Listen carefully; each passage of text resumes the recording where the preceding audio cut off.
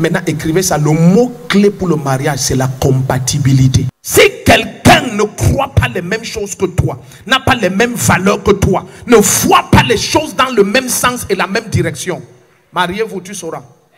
Donc Adam dit, celle-ci est faite de la même constitution que moi. C'est la chair de ma chair, les os de mes os. C'est la même constitution. Nous sommes compatibles. En physique, il y a ce qu'on appelle les alliages compatibles. C'est la même chose que le mariage. Voilà pourquoi le Seigneur dit que celui qui a trouvé une femme, ça veut dire qu'une femme se cherche. Les frères doivent comprendre. On ne prie pas seulement pour le mariage. On cherche. Donc tu ne t'agenouilles pas seulement, tu pries, tu dis que tu attends les visions de Dieu. Non, monsieur. Non, monsieur. Tu cherches. Tu cherches quoi? Les os de tes os et la chair de ta chair.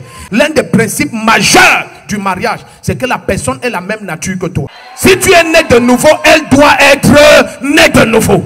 Il ne peut pas voir. La Bible dit, comment allez-vous vous mettre avec des incroyants sous un attelage étranger?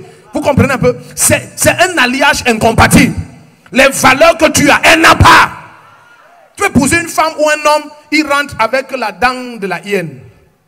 Il te dit que c'est la protection qu'on lui a donnée. Que quelqu'un te dise qu'il est chrétien de sa bouche, ça ne veut rien dire. Et c'est pour ça que tous ceux qui méprisent les fiançailles souffrent dans le mariage. C'est un temps mis par Dieu pour que vous découvrez votre compatibilité, oui ou non. Le mot-clé c'est quoi? Compatibilité. Les os de tes os et la chair de ta chair. Si ce n'est pas le cas, you will see pepper. Laisse les novelas qui vous oppressent là. Non, dès que je l'ai vu, mon cœur fait... Demande à ton cœur de se calmer. Laisse la sagesse te conduire.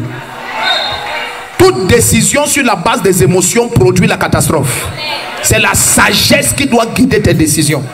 Est-ce que tu sais que toi, homme, si tu trouves une femme qui va te célébrer, et toi, femme, si tu trouves un homme dont tu es le seul centre de toute son attention, toute ta vie va s'améliorer. Si toi, homme, tu vois une femme qui t'exalte et te magnifie, même si tu as 1m48, tu vas taper l'homme le plus fort du Cameroun. Tu le tapes en route comme ça, tu le chiffres. Donc il dit, celui qui a trouvé Isha a trouvé le bonheur et c'est une faveur. Tu comprends un peu? Donc quand tu trouves la bonne personne, tu ne te reconnais pas. Parce que, non, imagine, non, je te donne un exemple. Imagine, tu épouses quelqu'un le matin comme ça et tu dis, tu es le plus beau des hommes. Hey, hey, hey, hey. Tu sais, quand tu cherches, tu n'approches pas une soeur et tu lui dis, je veux t'épouser. Non, non. Sinon, tu prouves que tu n'es pas un homme. La personne à qui tu dois dire je vais t'épouser doit être la personne que tu épouses. Vous savez la raison pour laquelle nous adorons le Seigneur de toutes nos forces, c'est qu'il veille sur sa parole pour l'accomplir. Donc dans le mariage qui est le symbole de Christ et l'église, toi l'homme, veille que quand ta parole sort, c'est ce que tu vas faire.